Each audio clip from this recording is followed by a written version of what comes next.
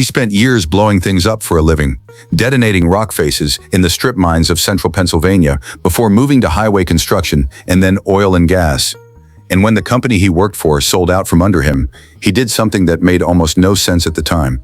That man is Mike Morgan, the founder and face of Outdoors with the Morgans, the channel that has now accumulated over 310 million views by doing nothing more exotic than cutting wood, running machinery, and living exactly the life most of his audience secretly wishes they had.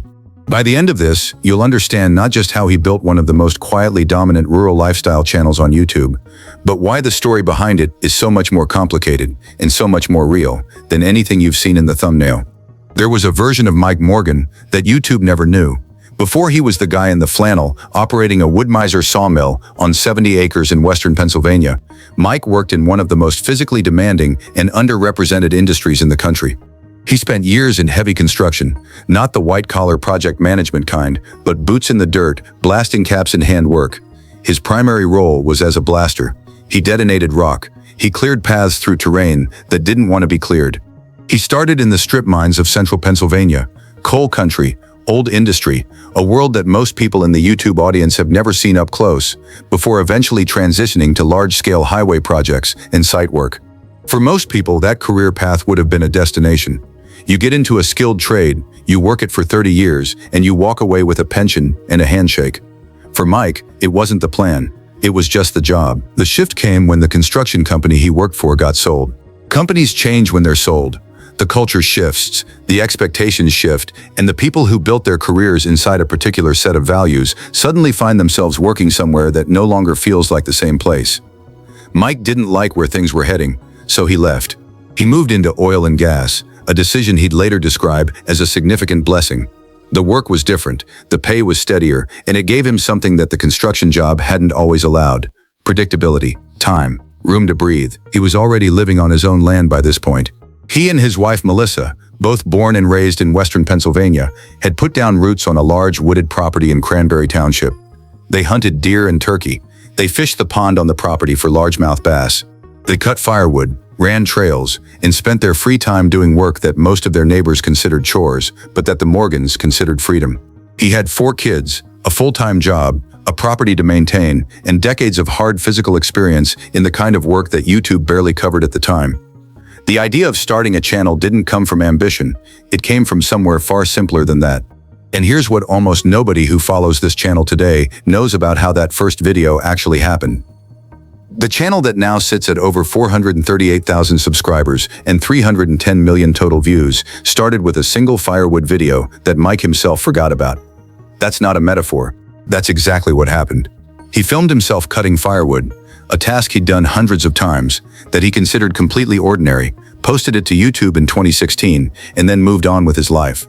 There was no strategy, no content calendar, no research into audience demographics. He didn't consult anyone about SEO. He hadn't studied other rural lifestyle channels to figure out the formula. He just pointed a camera at what he was already doing and uploaded it. Then he left it there. He went back to his oil and gas job.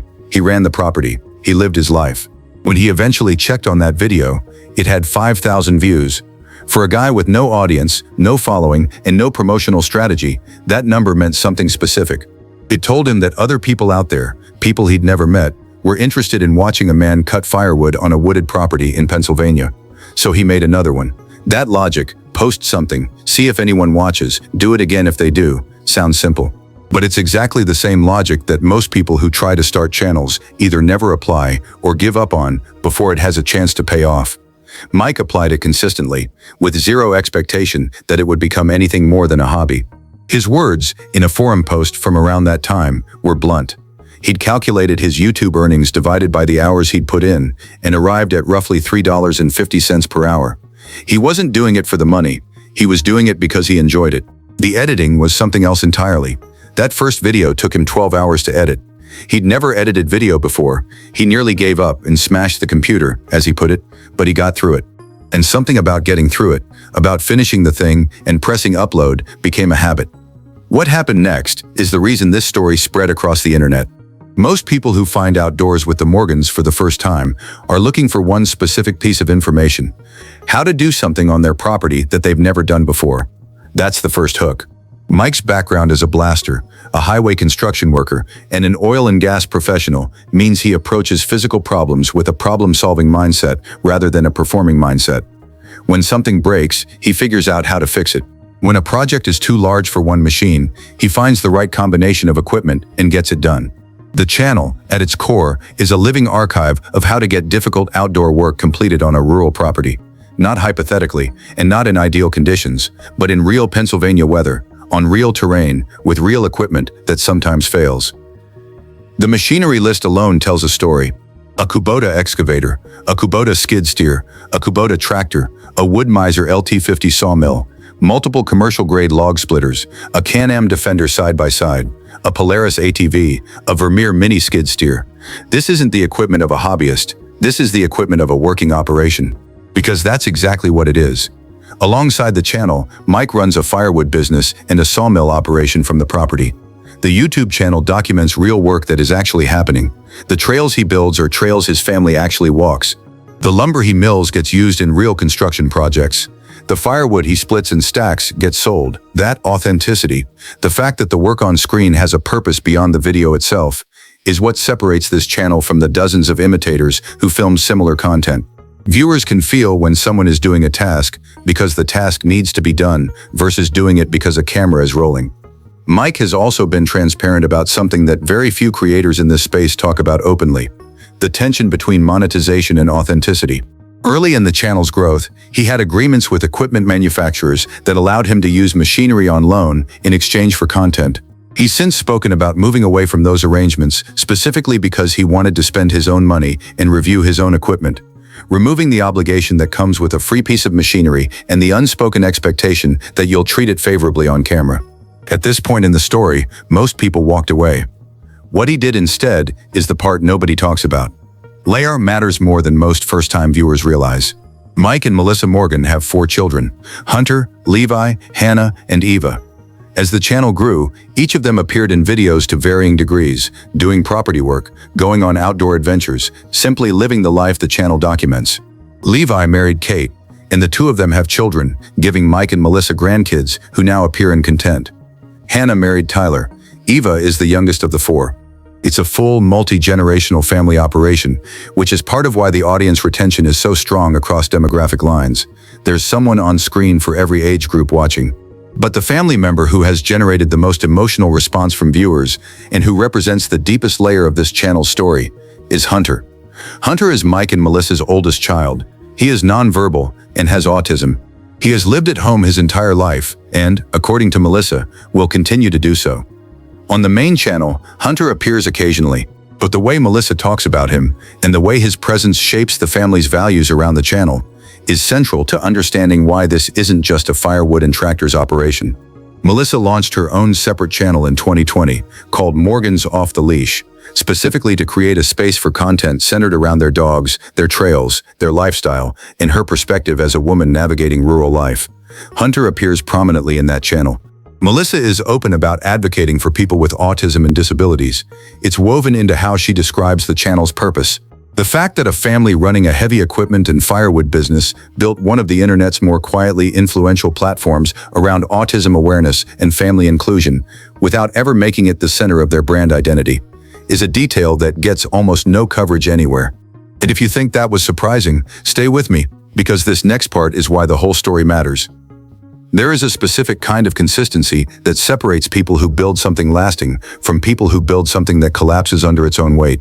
Mike Morgan found that consistency not through a business strategy, but through a philosophy that predates the channel.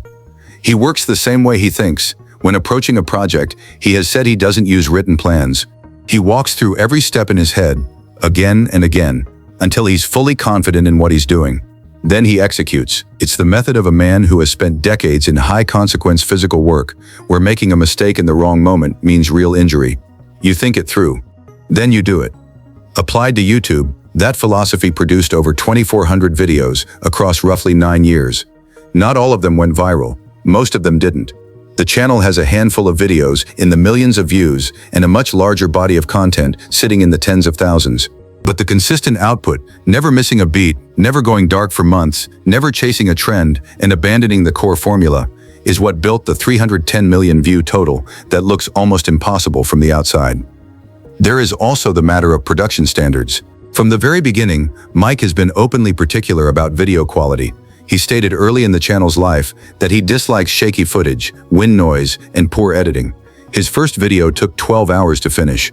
That investment, the refusal to post something that looked careless, is a mark that has been consistent across every stage of the channel's growth.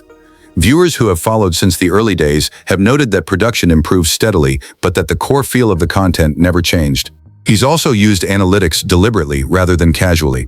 He watches what performs, adjusts based on what his audience tells him they want to see, and builds content around patterns that the data supports. That's not the behavior of a hobbyist. It's the behavior of someone who took something that started as a hobby and treated it with the same professional seriousness he brought to blasting rock faces and laying highway. Most people who know this story stop here, but the real story starts right now. There is a persistent myth in the rural YouTube space that the creators people love most are somehow above the commercial dimension of what they do. The argument usually runs something like this: if they're making money, they're selling out. If they're taking sponsorships, they're not being real. Mike Morgan has engaged with this criticism directly and without much defensiveness. His answer, stated plainly in the same forum post where he revealed the $3.50 per hour early earnings, is that YouTube eventually became real income, and that he treats that income with the same respect he treats the income from his sawmill and firewood businesses. The channel generates revenue through multiple streams. AdSense remains the primary one, with estimates placing monthly ad revenue in the range of $30,000 based on view volume. Sponsorships with outdoor and equipment brands contribute additional income. The channel has worked with sponsors as varied as electric bike companies, dog food brands, work sock manufacturers, and meal delivery services. These sponsorship disclosures appear consistently in video descriptions. Beyond the channel itself, the Morgans have built a product line sold through their website. The flagship item is a fire starter, kiln-dried cedar wood chips coated in soy wax, that has become a genuine bestseller with a loyal repeat customer base. It sells out, repeatedly.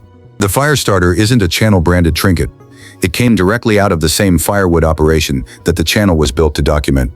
There's also an Amazon affiliate storefront, apparel, and seasonal merchandise.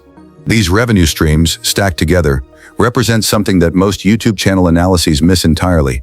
The channel is not the business. The channel is the marketing arm of a multi-revenue stream rural operation that would exist in some form even without YouTube. That distinction matters because it explains why the content never feels desperate, why there are no emotional manipulation thumbnails, no fake reactions, no clickbait about tragedy that doesn't match the video. The Morgans don't need any single video to perform. They need the whole operation to keep running. And that's a fundamentally different creative pressure than most creators work under. Here's what the comments kept asking, and here's the answer they never got. Until now. The loudest ongoing tension in the outdoors with the Morgans community is the one about sponsorships and equipment deals, and whether Mike has maintained the independence he's always said was central to how he operates. It's a fair question. The channel grew partly on the back of early machinery relationships with Rural King, a partnership that generated significant discussion in tractor forums and comment sections about whether his equipment reviews could be trusted when he'd received tractors on loan. His community noticed. They said so publicly. And Mike responded, also publicly, with a directness that earned him considerable goodwill back from people who'd been skeptical. He walked back the loan arrangements. He bought his own equipment. He explained, in plain language, that he wanted to be completely independent of any obligation, because the weight of it, in his words, changes the way you talk about something even when you're trying to be fair. That's not a PR move. That's a philosophical position about what the channel is for. And it's rooted in something deeper than YouTube metrics. Mike Morgan is a man who spent decades doing physical work in industries where your word was your credibility. If you told someone a piece of rock was safe to drill into, it needed to be safe. If you said a section of highway was clear, it needed to be clear. The habits of honesty that come from working in environments with real stakes don't disappear when you pick up a camera. They transfer. His audience feels that. It's why the comment sections skew toward genuine engagement, technical questions, real experience sharing, debates about equipment, rather than the performative cheerleading that populates the comments of channels built on parasocial illusion. The Morgans have a community that talks to each other, not just at a creator. One phone call, one conversation. That's all it took to change the direction of everything. The channel that Mike filmed his first forgotten firewood video for in 2016 is now approaching a decade old, and the operation surrounding it has expanded considerably beyond what anyone watching those early videos could have predicted. The property in Cranberry Township, Pennsylvania, remains the operational base. The 70 acres of wooded land, most of it hardwood forest, supplies both the firewood business and the sawmill. The trail system Mike has built across the property is extensive enough that Melissa uses it for regular hikes with their golden retrievers. Building those trails was years of work, and Mike has described it as among the things he's most proud of across all the property improvements. Melissa's channel, Morgan's Off the Leash, continues as a distinct creative project. Different audience, different energy, same family. Where Outdoors with the Morgans is structured around equipment, projects, and outdoor work, Melissa's channel orbits around the dogs, the trails, the daily texture of rural family life, and Hunter's presence in that life. The two channels serve different needs without competing with each other, which is exactly how the Morgans designed it. The fire starter business has grown from a niche product into a reliable commercial line. Hunter, Melissa's oldest son, has been shown helping to pack and ship orders, a role that fits into the family's practical, working orientation, and one that Melissa has spoken about with clear pride. As of mid-2026, the channel is active and current. New videos appear consistently. The subscriber count sits at over 438,000. The lifetime view total has crossed 310 million. The channel is still growing, gaining roughly 9,000 subscribers over a recent 3-month stretch. None of that is exponential. None of it is trending. It's steady. It's compounding. It's exactly the kind of growth that a man who built his life on doing difficult work well, rather than fast, would build. Mike Morgan is 50-something now, still running the property, still running the machinery, still posting the videos, still doing it from the same piece of Pennsylvania land where the family was born and raised. The story of Mike Morgan is the story of what happens when the internet encounters a person who already knows who they are before the camera turns on. He didn't build a persona for YouTube. He brought 30 years of experience in physical, high-stakes work to a platform that rewarded exactly the kind of authenticity he already possessed. The firewood business is real. The sawmill is real. The trails are real. The family is real. And the son who lives at home and helps pack fire starters is as much a part of that story as any piece of Kubota equipment or any single viral video. The next chapter for the Morgans looks a lot like the last one. Consistent output, expanding product lines, Melissa's channel carving its own identity, and a family operation that continues to earn one of the rarest things in the creator economy: genuine trust. That trust, built video by video over nearly a decade, is the thing that no algorithm update can take away. So here's the question worth thinking about. Do you think Mike was right to walk away from the equipment loan arrangements and buy everything himself, even if it meant slower growth and less free gear? Or did the authenticity that decision protected actually build something worth more in the long run? Let me know where you land in the comments.